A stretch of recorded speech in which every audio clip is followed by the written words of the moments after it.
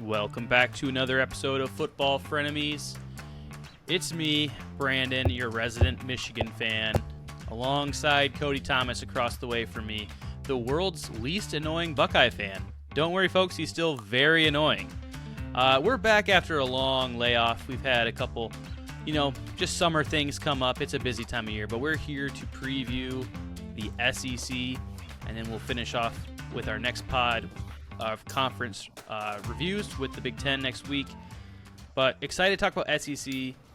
Cody, how you doing tonight? What are you excited to talk about when it comes to, in my opinion, the most dominant conference in college football? What I'm most excited about for the SEC is, while I do think there is a clear 1 and 2 in each division, at the same time, I think the SEC is the most wide open it has been since Nick Saban established his dominance in terms of the amount of teams that things could go right for. Like, think of TCU last year, things going right. I think there is a decent amount of teams who could be set up for a lot of various reasons, for maybe things could go right and they might just strike gold at the right time. All right, so clearly we have different opinions on a lot of things in life. You choosing the dark side, the path of darkness, me choosing the light. And I think you're crazy because I think that there are – let's play a game, and I'll answer this as we go. How many teams can win the SEC East? Can win. I think there's 4. You are insane. One team. I don't care what the odds are. You should take a second mortgage out and put it on Georgia because Georgia is going to win the East. They will be in Atlanta for the SEC championship. Mark it down. It's happening. There's no possible way. Sell me on anyone else other than Georgia, and I'm just going to sit here looking incredulous. So I am very biased because a lot of this is going to sound very similar to my Pac-12 take. But these 3 other teams, because Georgia was included in the 4, have veteran QBs that have the ability to elevate them at the right time. The first one is the one that I'm waiting for Michigan fans to roll over in their graves in, and that is Tennessee. But Josh Heupel's got something cooking there. I mean, I think Josh Heupel will be a perennial top 12 team with Tennessee. I think that's a good spot to put them. I think they'll be perennial top 12 going forward. And this year, I think we'll find out how much was Hendon Hooker and how much is it Heupel's system. Because, I mean, Hooker was very just average before he had one healthy season as Tennessee's starting quarterback. And all of a sudden, he exploded. And so, I mean, Joe Milton, who can almost throw the ball as far as Uncle Rico, if he settles in there and gets comfortable in this offense and doesn't just have to be a massive arm but can really distribute the ball, I mean, Tennessee's got a chance. They get Georgia at home this year. They lose a decent amount of weapons on offense, but they got some good pieces on defense returning. Kentucky, I think, is the most intriguing one in the East, though. I think.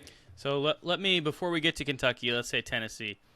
I look forward to the week before the Georgia-Tennessee game, talking myself into the fact that, hey, Tennessee can do this. They can make this a game. But in reality, if we go back to last year's game, when a lot of people thought that was true, Georgia laid the smackdown. Their defense was able to completely shut down Tennessee's high-flying offense. And that was with, what's their old quarterback's name? I'm blanking right now. I should know. He's for the Lions. Hendon Hooker. Hendon Hooker. Hendon Hooker is 2 or 3 times the quarterback that Joe Milton is. And I'm excited to watch Joe Milton. I actually think he'll probably end up being a somewhat high draft pick with his just physical abilities. Anthony Richardson, that's literally his comp. Exactly. Joe Milton's, a few years older, which is going to hurt him a bit. But either way, the guy can throw the ball 80 yards, and he's a massive human being. It's science. Fight science. He's going to be a high draft pick. However, It's not happening. There's no way. So I cannot get there with Tennessee. Now you're going to try to sell me on Kentucky, who they extend their coach because he gets them about 7 to 8 wins a year. I mean, that's not easy at Kentucky in the SEC East because But they're going to beat Georgia. Before Bama really stepped up with Nick Saban, like the SEC East was kind of always a little deeper. You know, when Florida was going really strong and Tennessee was and Georgia was. I mean, it was not easy. But I mean, Kentucky is bringing back once again. Like they're going to have probably the best defense that Bob Stoops has had, and they're going to have the best quarterback that Bob Stoops has had. I do think they lack a little bit in high quality weapons, but I know they've gotten a couple wide receiver transfers to come in with Devin Leary. They weren't anything to brag about by any means, but I mean, they're doing what they can to try and secure it, because if there's one thing I think all these teams in the SEC East are looking at is, at least in terms of offensively, Ohio State kind of laid a blueprint in the playoff last season. And now Ohio State also had possibly the two best wide receivers in the country this year on that team and the second overall pick. But, I mean, they showed how you can space out Georgia and you can find space. Georgia's defense still made plays. They made just enough to win the game. But, I mean, there is a way to do it. I mean, Bryce Young did it twice against Georgia. Once Jamison Williams went down, you know, they kind of started to clamp on him a little bit. But, I mean, if these teams can stay healthy, I think there's a chance they can make it tougher. Like, I would still be very comfortable betting $1,000 on Georgia to win the SEC East. However, Yes. like I do think this is going to be the toughest it has been for Georgia since they've kind of since Kirby Smart has established themselves as the top of that division. Because I think Shane Beamer is one of the rising coaches at South Carolina. I think Shane Beamer is an incredible coach. I really like the things that he's been doing. And if he can find a way to get the best out of Spencer Rattler, he has the highest potential of any quarterback in that division, maybe even that conference. Now, I am going to go ahead and say I am saying that on potential. I'm not going to go out here and die on this hill that Spencer Rattler is currently the best quarterback in the SEC, but he has that potential if Shane Beamer can get that out of him. So for me, I look at those three games as, you know, those aren't easy games for Georgia. Would it be smart to bet on them? Yes. But doing a three-peat is almost unheard of in college football. It's so tough. And I think the SEC East is going to be the toughest it's been for Georgia since Kirby Smart has been there. So I'm really intrigued. Like, I'm very excited on the fact that there's like three teams in that division that could compete with Georgia compared to just last year, fingers crossed, maybe Tennessee does it. Just to check that score, Georgia played South Carolina last year 48-7. So looking for some improvement there for Shane Beamer. Hey, was that early in the season? That was. Okay. South Carolina was a much different team at the end of the season last year. And I think that South Carolina is a much different team when they're not playing Georgia. As far as Kentucky goes, you mentioned the teams that were able to spread Georgia out being Ohio State with C.J. Stroud, Alabama with Bryce Young, and you're talking about top NFL draft picks. Unfortunately, I don't think that's Devin Leary. I think he's a quality quarterback, and I think Kentucky will have a fine season. They might have a good season, but to challenge Georgia, they will not. SEC West, there are two teams that can win the SEC West, and I know you're going to just blow my mind when you tell me that every team probably in the SEC West can win. Just it's intriguing. I think there is chaos coming in the SEC West. I do not think this is a cakewalk for Bama and LSU. I would bet money on LSU to win the division this year. They're probably the most complete team, but I mean, these teams have got a lot. I mean, Arkansas is bringing back KJ Jefferson, dynamic QB, like very athletic. Mississippi State is bringing back, oh my gosh, why am all of a sudden I'm blanking on his name? Beforehand, I could always drop it. Will Rogers. Will Rogers, yep. Ole Miss brought in Spencer Sanders, veteran quarterback from Oklahoma State. Texas A&M has got Haynes King going in his second year, or they're going to hand it over to that kid who was a freshman last year, Connor Wegman, who was like the number one QB in his class. So they've got guys coming back. And so that means the worst quarterback in the SEC West is going to be Peyton Thorne. Not so sure. Would you take Peyton Thorne over Tyler Buckner? Well, apparently Peyton Thorne might not win the job. Oh, that's tough. But I hope he does. I'd like to see how he stacks up. I think Bama's going to roll out SEC. this. I think Bama's going to roll out Ty Simpson. If I were Bama, I would go with Jalen Milroe, because I think that you could just run basically the old Bama offense where you smash it and you play good defense, and they might not be at the level that maybe you were with a Tua or Bryce Young, but you could still win the SEC West doing that, and then hopefully he improves as a passer as the season goes on. I agree. I've been hearing good things about Simpson, so I think it might be trending that way, and that's the best news I think for Bama if it does. I think he's a former 5-star if I remember correctly, but I would prefer to see Buckner because that's the worst case scenario for their downfall. If they have to play Tyler Buckner, that's wild. I think they brought him in honestly to kind of give Milroe or Simpson like a hey, you've got to step up. You don't get to just walk into this job, because maybe each of them thought they were just the guy, and so maybe they brought Buckner in as just like, hey, we're kind of using him for a little bit of insurance because they don't really know who it is. But I think Alabama is going to be more of that 08, 09, 2010 Alabama. I think they have to be that team, unless, like you said, one of these QBs becomes extremely dynamic. But I think what makes the SEC West really interesting is I think Alabama is more vulnerable than LSU to an upset or two this season on the road. I think Bama's more vulnerable, and then Bama gets LSU at home. And so what happens if Bama beats LSU, but Bama takes 2 losses somewhere else and LSU gets upset somewhere? Like, to me, that doesn't seem that unrealistic for that to happen. And so I think the SEC West could be chaos. And honestly, the team I'm really intrigued on is Arkansas. I'm very intrigued. Very intrigued on Arkansas. They're my dark horse. Are Arkansas. They? I like that. I like that. I did just say only 2 teams can win, and I did mean that. I really do believe it comes down to Alabama and LSU. But if there was a third team that could, rise from the ashes, I think it's probably Arkansas. You mentioned KJ Jefferson. I mean, at this point, what's he been there for, like a decade? And the guy he's older than me. He might be, and he's a lot bigger. The guy is huge. He's a great runner, and everything I've heard is he's a great leader. I'm concerned for their defense, but offensively, they're going to be hard to stop. Maybe they have a Tennessee type season where they beat Alabama like 52-49. So I don't love Arkansas.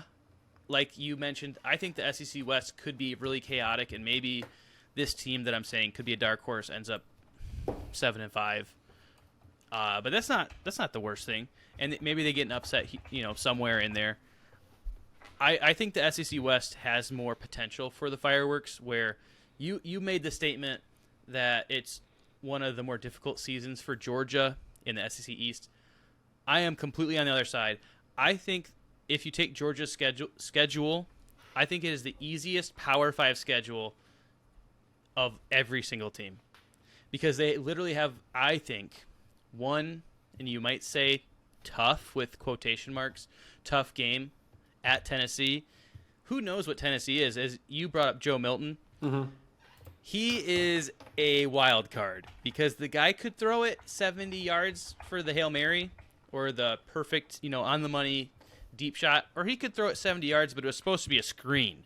The guy's touch is a work in progress. We'll put it that way. Yeah. So I think putting it in the context of a Michigan fan or an Ohio State fan, maybe in the Big Ten stratosphere, it'd be like if your team played a whole bunch of teams you knew you were going to beat by 3 touchdowns or more.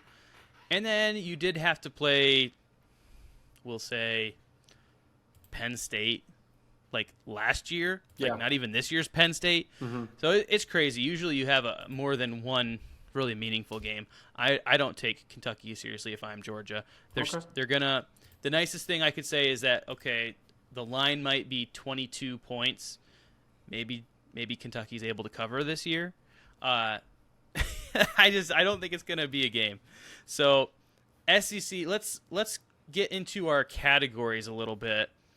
And I don't know that we covered this on the last one, but conference superlatives, where example of this, we said the Pac-12 was the conference of quarterbacks. So what's your descriptor for the SEC? I kind of already dropped mine in the beginning that I thought it was the best conference. What's your descriptor for the SEC?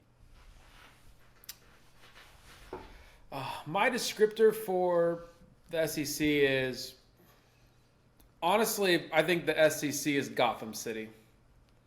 Because there's just organized crime running rampant through the cities that's just right in the face of the police officers, and they never get caught.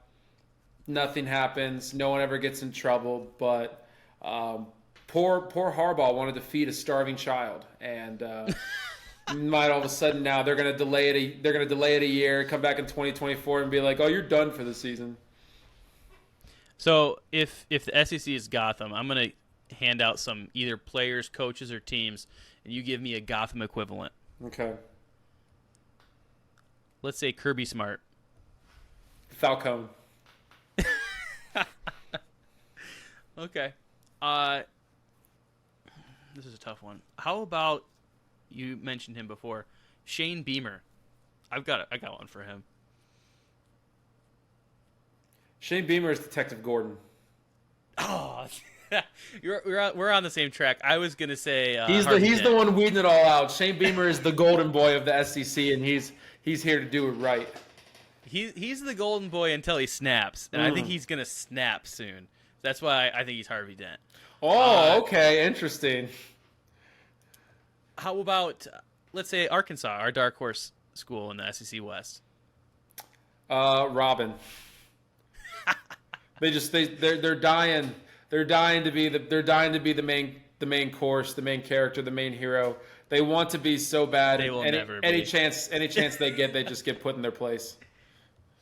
LSU. Okay. Brian Kelly is Batman. Brian Kelly is Brian Batman. Kelly is Batman. He came all the way from Notre Dame to all the way down to family, y'all, and he is there to shake it up. He is there to bury Nick Saban and Kirby Smart. Brian Kelly is the Penguin. Because I don't get him. He said the Penguin. It doesn't make sense to me. Dude, but he's a good villain. Dude, he's like, see, that's the thing. Brian Kelly is what he needs to be for his team. Like, in his latter years, he started to get the best out of Notre Dame, and he wasn't this, like, he was very rigid, very cold, all this, and all of a sudden he goes down to LSU and he's dancing with them, and he's in TikToks and videos. Like, he's not the hero they deserve. He's the hero they need. Oof. I'll give him the Batman cowl when he has maybe made a playoff and won a playoff game. Maybe we'll say he's Batman once he's won a championship. I mean, come on. Which is the ironic thing is I feel like you're ready to bet on that horse this year. I do like LSU a lot. One more. Nick Saban.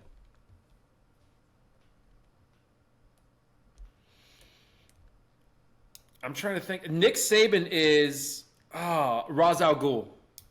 Because when he never dies. Because he never dies. And think about it. When he's gone, there's always someone else. That's what all these little disciples of his are that have gone to other teams. So he started it, and he is just he's the League of Shadows is everywhere. All these Nick Saban disciples are all becoming SEC coaches. So he's Ra's al Ghul so much.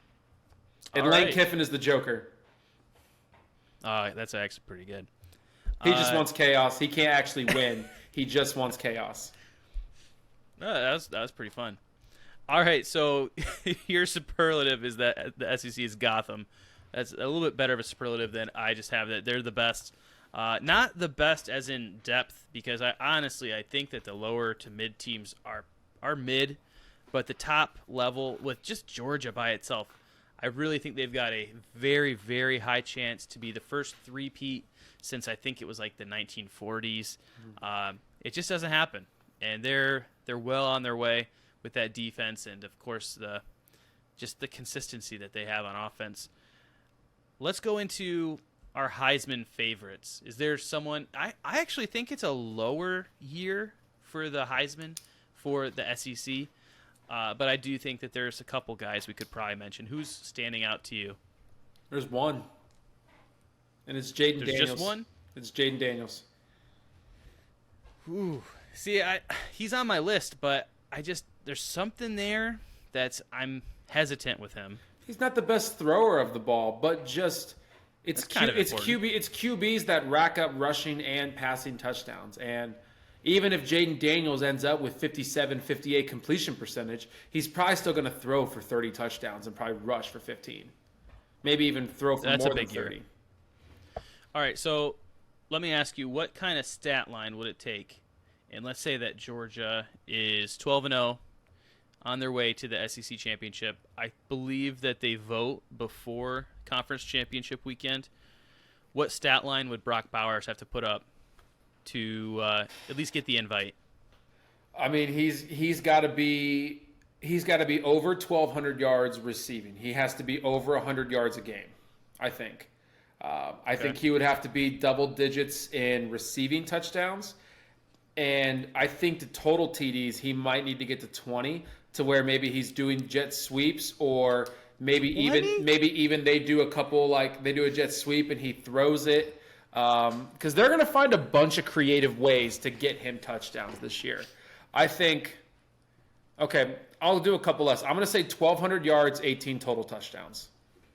That's still a lot of touchdowns. It is, but I mean, how many did Devontae Smith have when he won? That's a good question. Let me look at that up. Like I said, like if you're going to be a skill player, you can get all the yards, but you have to score. You have to score if you're going to be a skill player and get the Heisman.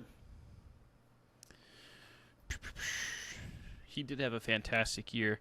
Holy cow. So Devontae had, and this is a wide receiver. There is a difference between a wide receiver and tight end stats, in my opinion. But he did have, and this would be including playoffs, which greatly bolstered these. Would have been after the Heisman vote.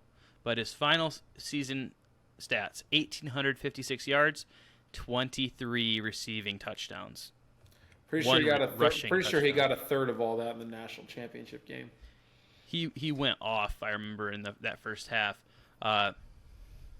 Honestly, I think Brock Bowers can do that. I don't know about the touchdowns, just because I think that Georgia's going to get up in the games and they're not going to be playing him in some second halves. But the yards, he's going to be their number one target. I could see him getting 100 yards a game. I could see him getting double-digit touchdown receiving, and rushing, maybe he gets a handful. So I would think maybe closer to 15 might be more where he's at. And if there's not a ton of other guys just blowing up, guys coming out of nowhere to be like a Caleb Williams or Drake May, then I could see him getting the invite, probably not winning. It's hard. I don't know if a tight end has ever won the award, and if they have, it would have been back when tight ends would mostly be known for their blocking and just the occasional catch. So I think Brock Bowers is definitely one to include there. Is there anyone else we're missing? I'm trying to think if there's any running backs in the SEC. Well, there's Quinshon Judkins, but I don't think that Ole Miss is good enough. I mean, it'll be intriguing with Spencer Sanders, because I think Spencer Sanders taking into account. I think Spencer Sanders is enough of a threat. Oh, there's no way they keep Jackson Dart over Sanders. There's no way. I have heard that he hasn't won the job yet. I want you to tell me who you heard that from. Our chickens. I think Cover 3 podcast. I mean, Cover 3 is not bad. I think Judkins is probably the top running back in the conference. I mean, that's probably the best opportunity. I mean, Georgia is littered with them, but no Georgia running back ever gets the carries enough to be able to be the bell cow. And like I said, the fact that I think isn't McIntosh and Milton both back this year? Oh, I'm not sure. One of those guys went pro. I'm almost positive, but I couldn't tell you which one. That's why we do Google. Either way, see, to me, that's the same thing with Brock Bowers, though, is they love the running backs, especially early in the game.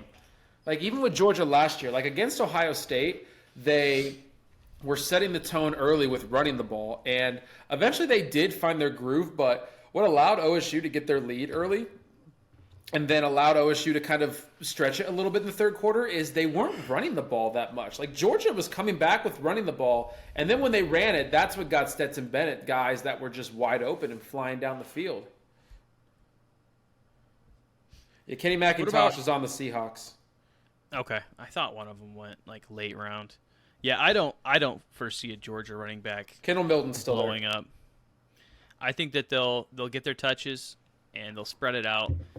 I think Brock Bowers will be featured. I'm not claiming he's going to be a Heisman nominee, but I don't know. I trust him a lot more than I trust JT Daniels. I just know that the position difference is big there. Yeah.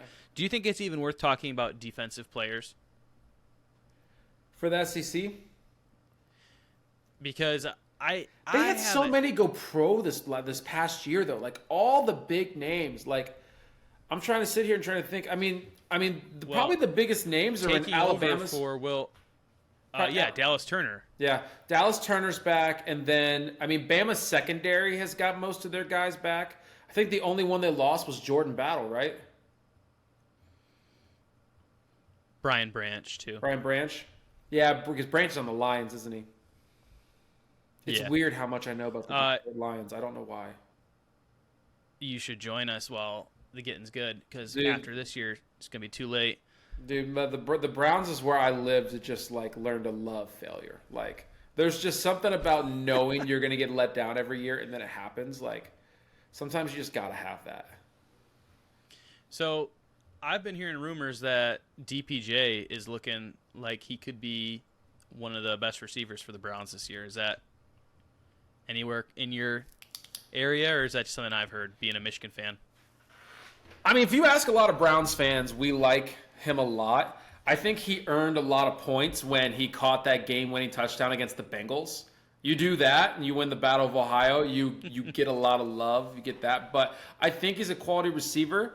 I think the tough part is if you look back when Deshaun Watson was at the Texans, is Amari Cooper was always number one, and he loved a shifty slot receivers as number two, and they brought in Elijah Moore from the Jets. Which I was kind of happy we got him, because if they knew they were going to get Aaron Rodgers, I think they would have kept Elijah Moore. I think he would have been a good weapon for them. So I'm kind of glad we got him. So I think in terms of targets, I think DPJ is going to be third in targets, but I think he's due for at least 750 yards this season. Well, I hope so, on just for his sake. Going back to Heisman. For defensive players, I think Harold Perkins could blow up for LSU. Think so? I'm not sure, because it sounds like they're using him more as like a linebacker rather than a rush end like he was last year. But I still think just the hype around him is going to be pretty big. And if LSU has a season, I think they could have. And like I said, I just look at all these conferences outside of some of these quarterbacks. I don't see guys that I'm like, that is a Heisman type of player. So it could be a year where a tight end gets in or a defensive player gets in. So worth noting. We mentioned the dark horse. I said Arkansas. Did you have a different one, or were you with me on Arkansas as the SEC dark horse? I'm with you on Arkansas. I know you're not nearly as high them as I am, but the Ole Miss one intrigues me as well, just because of Spencer Sanders and Judkins. Unless LSU boasts someone good, that could potentially be the top QB running back duo in the SEC. Unless, I don't remember who Arkansas's running back is, but I do know they're bringing someone back this year. The question is just, does Arkansas have the offensive line to go against LSU and Bama and consistently create spaces? But Sam Pittman's another good coach. The SEC, I think for a long time, they used to kind of always have joke coaches after the top four. I think they've kind of raised their quality of coaches. I think the Big Ten always had that mantra of the teams are always, in the middle of the pack or very average, but the Big Ten was always very successful in bowl games for a little while because I think we had a lot of really good coaches, but I don't think the quality of our coaches is as high as it once was. And I think the SEC, I think those middle tier teams are starting to get good coaches. Tennessee's got Heupel. USC's got Beamer. Stoops has proven to be reliable at Kentucky. You got Pittman at Arkansas. Even though he's possibly one of those hated coach, Jimbo Fisher is still Jimbo Fisher. And, he's over there at Texas A&M. And then Lane Kiffin, that wild card, Don't sleep on Hugh Freeze. Let's remember Hugh Freeze was quality. I'm interested in when Auburn. he was at Ole Miss. Interested. Because he was there when they beat Bama in those back-to-back years in 14 and 15 when Bama won a championship and Bama lost in the semis to Ohio State. Ole Miss had still beaten them both those years. Hugh Freeze is an interesting coach. So that's another reason why I think all these teams have it. It's not just they have that QB, but they've got a quality coach that goes with it as well. So, Auburn, you had mentioned that it's possible Peyton Thorne doesn't get the start. I'm just going to put it out there. My prediction is he does get to start for Auburn. And one thing that Auburn hasn't done well recently is throw the ball down the field. If there's one thing Peyton Thorne actually can do is throw a pretty deep ball. It could be a big thing for them. I'm not sure how Hugh Freeze is imagining his offense to be, but if he can incorporate a little bit more of a field stretching element, could really open them up a bit. Yeah. And I'm very interested to see what Hugh Freeze does in year one. Going back, I think you said Arkansas, their running back who they had coming back. Mm-hmm. They actually have Rocket Sanders coming back, who had 1,400 yards and averaged 6.5 yards a carry last year. Had 10 touchdowns. So they're going to be able to run the heck out of the ball with Sanders and Jefferson. So is that the top RB, do you think, or would you still put Judkins over him? I think Judkins is probably the best, but if you add in Jefferson, you do a little bit of a read option. That's just unfair. But as long as they're able to throw the ball, that's the key. Almost, if you're gonna beat Bama and LSU, you've got. And dude, I was just looking at Arkansas' schedule. Do you want to know their away games in the SEC this year? I was looking at it before I wrote them down for the dark horse, but go ahead and read them off. LSU, Ole Miss, Alabama, Florida. Those are their SEC games on the road. They get A&M. Florida doesn't scare me. They get A&M, Mississippi State, Auburn, and Missouri at home. So for them to be a dark horse, they have to clean sweep at home, and they've got to get 2 wins in there, and one of them has to be Bama or LSU. They have to beat one of those teams. They can only take one other loss. They can only take maybe 2 losses max. It wouldn't at the end of the day. I'm not going to be shocked if Bama goes or if LSU or Bama goes 8-0 in the SEC West. But what if there's 3 or 4 teams with only 2 losses? Because they only play 8 games and they all play different teams. So there is something where they could just all beat up on each other this year. I'm kind of imagining that to be the case, but yeah, like you said, I also wouldn't be shocked if one of those 2 teams really kind of runs away with it. Let's just put it out there now. Who do you have on each side coming out for the SEC championship, and then who's going to win it? I do think it's a rematch, LSU and Georgia, and I think LSU gets their revenge. Ooh, okay, that's spicy. So, let's just play off of that, because that's the scenario I also have, which scares me because I feel like if everyone is devaluing or kind of jumping off the Alabama train, does that not mean they're about to come back, roaring back like they never left? That's when it happens. But every time we think they're about to drop off, they either have a superstar QB, RB, or wide receiver. And I think for the first time, they're pretty much bringing in new guys at all of those positions. So they could still be crazy talented. Was it 2022 they had the top recruiting class in the country? So, I mean, it's not like they're lacking the recruits to do it, but Bama's just like, hey, can you show us early on? Like for me, what I'm looking to know for Bama is that second game of the season when they play Texas at home. Like I don't need to see 50. I don't need to see 50-14 to believe Bama's back. I just need Bama to comfortably win that game. Like comfortably win it. Just show that Texas was never really in it, even if it's not till the third quarter when they finally run away with it. Like just show that Texas was never really in the game, and that's where I'll be like, Bama is Bama still. That's a good point. I don't feel great about. I couldn't tell you a receiver that like, yeah, he's going to be a dude. And then there was times where they'd had 3 or 4 guys. They're like they're all first rounders, and one of them's going to win the Heisman. So I couldn't tell you the receiver. Couldn't tell you what running back's going to be great for them this year.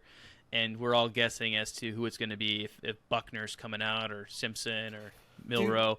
Dude, as I sit here and think about it, when you just look at the guys that played in that game, has there ever been more talent on a field at one time when Bama played LSU in 2019? That might be one of the greatest games I think ever played. Bama had Jerry Jeudy, Jalen Waddle, Henry Ruggs, and Devontae Smith. LSU had Jamar Chase, Justin Jefferson, Terrence Williams, and Randy Moss's son, along with I think Burrow and Hyde Edwards-Helaire, and Bama had Brian Robinson and Tua. Didn't Tua get hurt late in that game, though? No, Najee Harris would have still been there because Najee played in that 2020 game. Najee was still there. Yeah, didn't Tua get hurt? He went down. He was coming into the game a little banged up, and I think he went down for a play, but I think he came back in. And then obviously we saw the next year. It's not like they were going to skip a beat with Mac Jones, Yeah, that was quite the team too. So let's get back to your prediction there. LSU beating Georgia in the SEC championship. I kind of want to predict that, but at the same time, I just have a hard time. Georgia just knows how to perform when the lights are brightest. Mm-hmm. So let's just say if Georgia's in that game, are they 12-0 before that SEC championship? Yeah. Okay. So they sneak into the playoff. LSU beats Georgia. Are they in no matter what, basically, unless they've already got 3 losses? I mean, if they have 2 losses, they're probably in beating Georgia, right? I think if you beat Georgia, you become the first 2-loss team to get in. But here's the thing, though. If they're a 2-loss team, that means that more than likely they still beat Bama and took losses elsewhere. Because if not, if LSU lost to Bama, you're then saying that Bama lost 3. Because if they both had 2 losses, then Bama would have the tiebreaker. That's true. This is random because I'm just thinking about tiebreakers, but I was listening to the Joel Klatt show the other day, and he was talking about Penn State's likely scenario to win the Big Ten, and I had never even knew this, but apparently, like the 5th tiebreaker to figure out if like they all went 8-1, like they all beat each other, it's strength of record between your non-divisional opponents.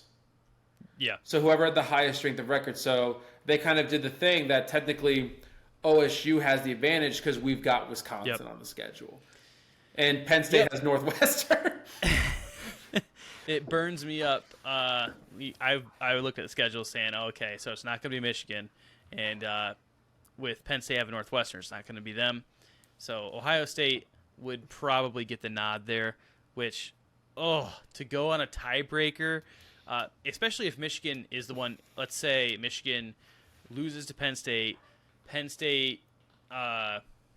loses to Ohio State, Michigan beats Ohio State. So if you're able to beat Ohio State and then they still go over you and you both have just 1 loss, that would be gut-wrenching. So I really hope that scenario does not play out. For me, I thought the first tiebreaker, it must be wrong because if this was the first tiebreaker, it wouldn't matter. I thought it was the higher CFP ranking gets through, but I guess that's not the case because I think it used to be that for BCS, unless that was before we had a title game. Yeah, I'm not sure where that does fall in somewhere, but I believe it comes after the Because I think their inter goal is division. they technically try to go with objective measures as much as you can. Like you're not subjugating like, okay, who's the best of these three teams that all beat each other and the home team always won. You know, like who's actually the best team. I think I mean I do think that is wise to try and find objective measures to do that, but Yeah. like I said, if Penn State plays the three worst teams in the Big Ten West, Michigan plays a couple of them, and Ohio State gets Wisconsin, who makes the Big Ten championship. Then that's just Right. it's out. It's like I said, it sucks when it's out of your control when that happens. Like I said, wait till we've got no divisions and you've got three teams that are tying for first place, and then one gets left out of the Big Ten champion. Of the But we even talked championship. about like there's almost something nice about that third place team once you get a 12-team playoff, because you might Yeah, be you're like, in. you know what, I don't want to lose. We took our one loss early and we're on good momentum and we're about to ride into the playoff. Like, Yeah, get healthy, start grinding tape. All right, so I definitely have Georgia in my playoff. I am wrestling with this scenario that you have just put forward because, man, does that sound really good for an LSU revenge, and then they both get in. So I'm thinking I might almost just jump on and join you there, but for now I'm just going to think about it and join with the Georgia. But we do have one SEC team at least going through. I think, trying to go back, it's been too long. In the Big 12, we did not advance anyone. In the Pac 12, I didn't, but I believe you advanced Oregon to your playoff, right? correct. Whew. That's a bold take, but I like it. ACC, I advanced Florida State to your dismay, and I believe you advanced Clemson, if I remember correctly. Yeah. And so we'll see how that shakes out when we cover the Big Ten. So that means next time. because I think a Big Ten team. So, I mean, based on that to me that means I'm leaving out Georgia. You got to leave out somebody if you're going to pick a Big Ten team. So But what are you doing if there's 12-1 Oregon, Pac-12 champion, 12-1 Georgia, who lost on a game-winning field goal to LSU in the SEC championship? Who you Oh, picking? now they lost by a field goal. Okay. I'm just saying, like I'm making it as close as I possibly can. Yeah. Where's your vote go? Are you still picking that conference champ with the same record? Oh man, that's so tough. I would need to. Let's look say at Oregon's loss was schedule. at Washington, Um, and then Washington dropped two other, or Oregon gets revenge on Washington in the Pac-12 championship game. So they avenge their loss, and they have the same record as Georgia, who Georgia lost in the SEC championship 12-1. Clemson's 13-0. Michigan or OSU is 13-0. I hate this, because I know that Georgia's the better team, but I'm a big, resume guy, Yeah. and I think that conference championships have to mean something. So, I'm probably doing Oregon. See, I'm gonna that's knock what- Georgia for their schedule. That's what I would tell you too, but even history suggests that even with TCU, the conference championship doesn't matter that much. Even with TCU. Like I said, last year they put in two teams that didn't win their conference with Ohio State and TCU. Well, that's because this scenario that we've just put out there is unlikely that you're going to have that many teams that are that deserving. Last year, USC, we all were just expecting them to waltz in, win against Utah, get their revenge, and be in the playoff, and they weren't even close to able to pull that off. Okay, So, ready for another one? yeah, give it to me. So once again, LSU wins the SEC over Georgia in the championship game. LSU is 11-2, Georgia's 12-1, and Georgia lost on a field goal.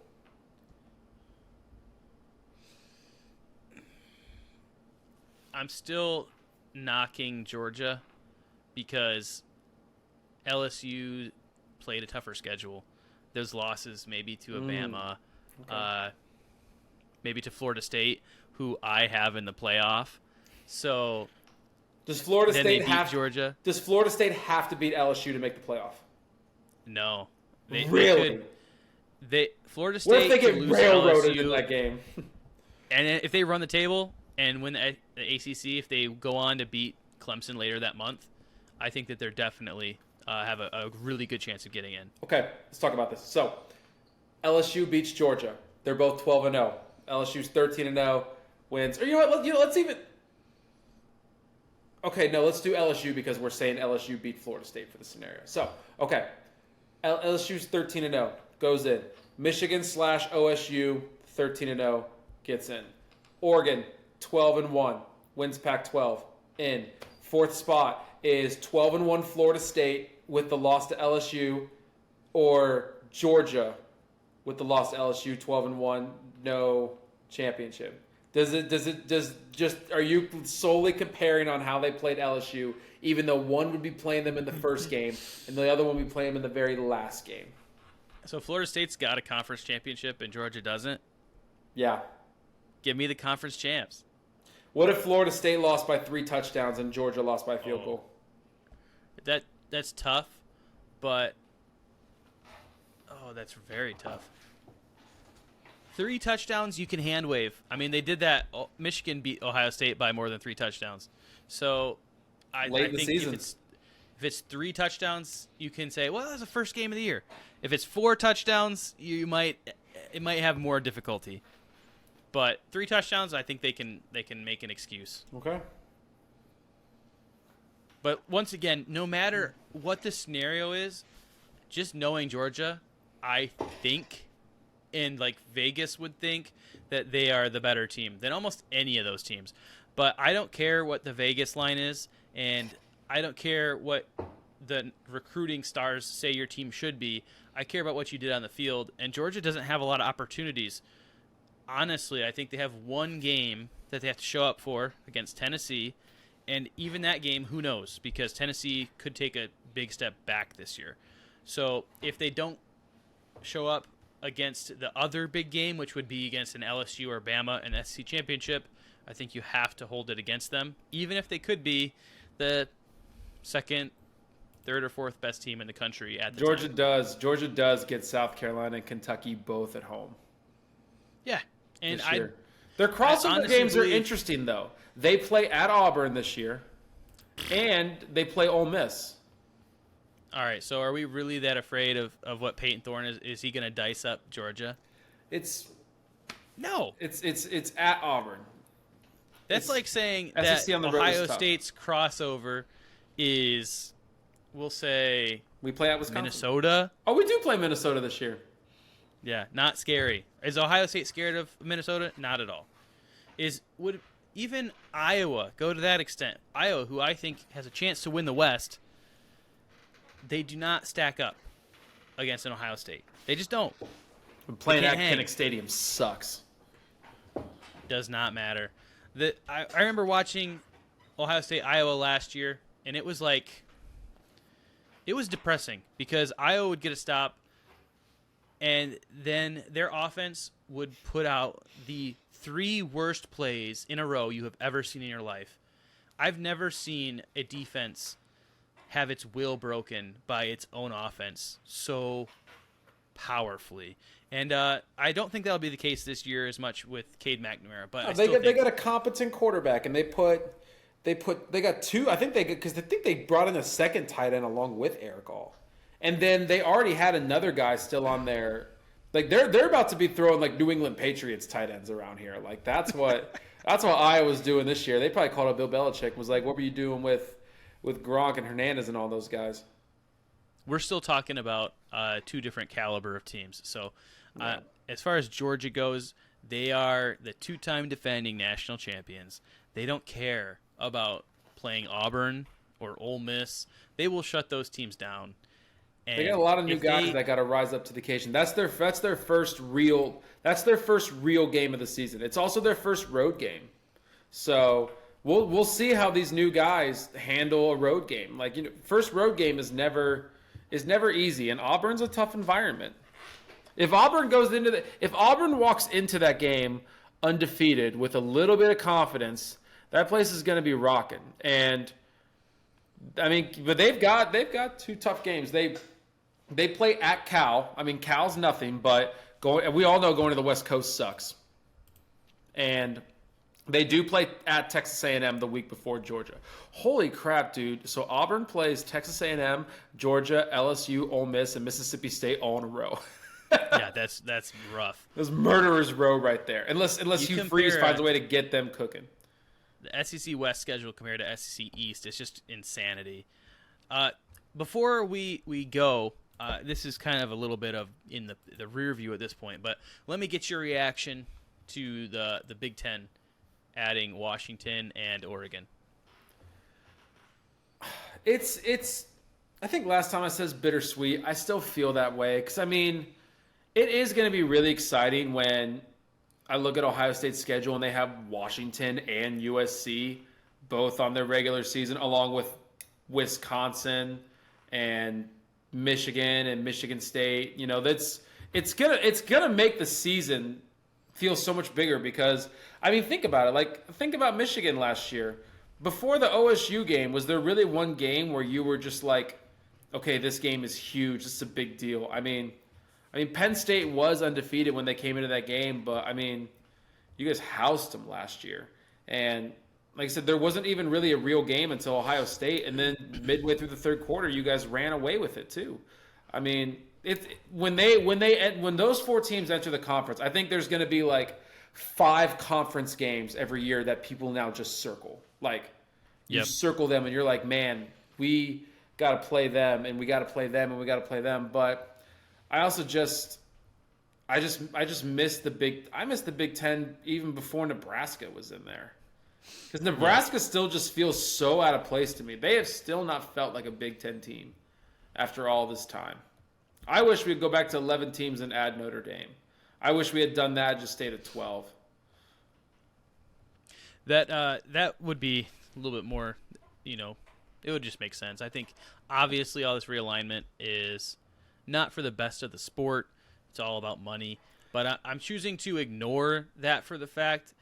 Going back to our previous pod when we talked about underrated mascots or overrated stadiums, and one of the stadiums that I said was underrated that I would love to go see, Husky Stadium. Yeah.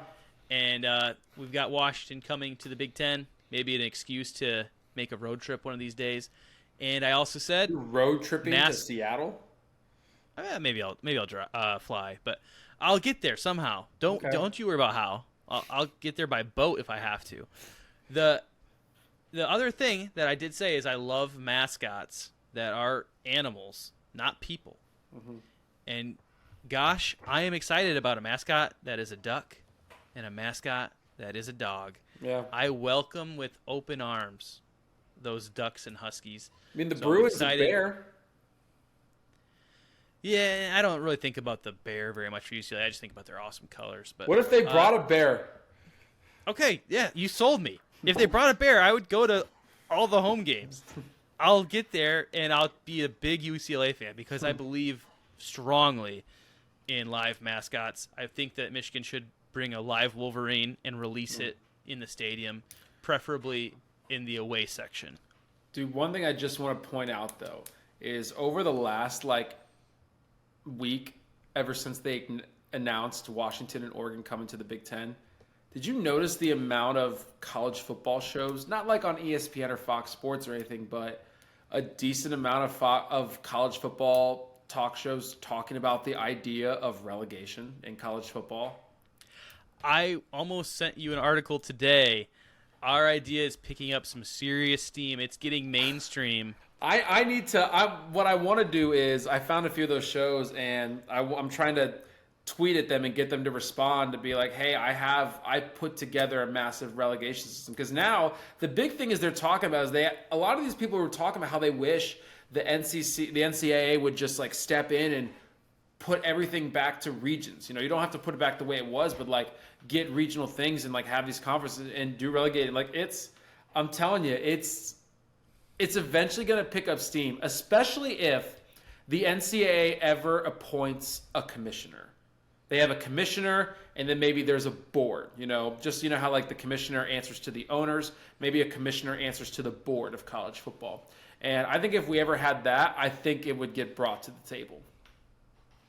The context I heard this in was actually saying that with everyone seeing the way that the NCAA is handling this Harbaugh case, that they are making such a big deal out of it when we have issues like conference realignment, we have pay for play with players being offered millions of dollars to transfer or to commit, and NCAA doesn't care about any of that, but Jim Harbaugh buys a kid a cheeseburger, and we are going to drag this on for years.